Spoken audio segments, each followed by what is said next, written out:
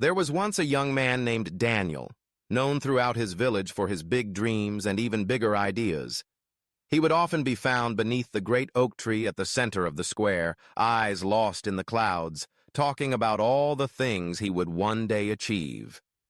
He spoke of building a school so every child could learn, of inventing a machine to help the farmers harvest more crops, of traveling to distant lands and bringing back treasures and knowledge.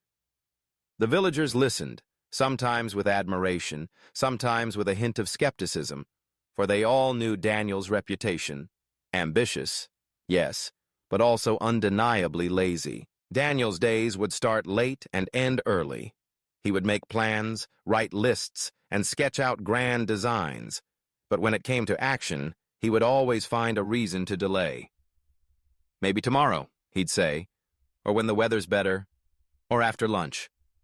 His friends would invite him to join their projects, helping repair a fence, planting seeds, painting the schoolhouse, but Daniel would smile and decline, promising to help next time. One evening, as the sun dipped behind the hills, Daniel overheard two villagers talking near the market. "He's full of dreams, but dreams alone don't build anything," one said. "A spark needs fuel to become a fire." Their words stung, echoing in Daniel's mind long after he returned home. That night, as he lay in bed, he wondered if his dreams would ever become more than just words drifting in the wind. The next morning, Daniel awoke to an unusual silence. He rushed outside to find the villagers gathered in dismay. The river that supplied their water had changed course overnight, leaving their fields dry and their wells empty. Panic spread quickly. Without water, the crops would fail and the village would suffer. Daniel watched as the elders debated solutions. Some wanted to dig a new well, others suggested building a canal, but no one could agree how to start, and most were too overwhelmed to act at all. For the first time, Daniel saw not just opportunity, but necessity. He remembered a design he'd once sketched for a simple water wheel and channel. Suddenly, his ambition was not just a dream, but a possible answer. His hands trembled as he rolled up his sleeves and approached the crowd. "I have an idea," he said, voice steady, "and this time, I'd like to help make it real." Skepticism filled the air, but desperation outweighed doubt.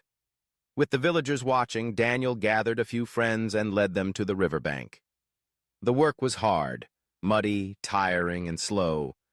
Daniel's muscles ached, his clothes were soaked, and more than once he wanted to quit. But each time fatigue whispered in his ear, he remembered the villagers' words. A spark needs fuel to become a fire.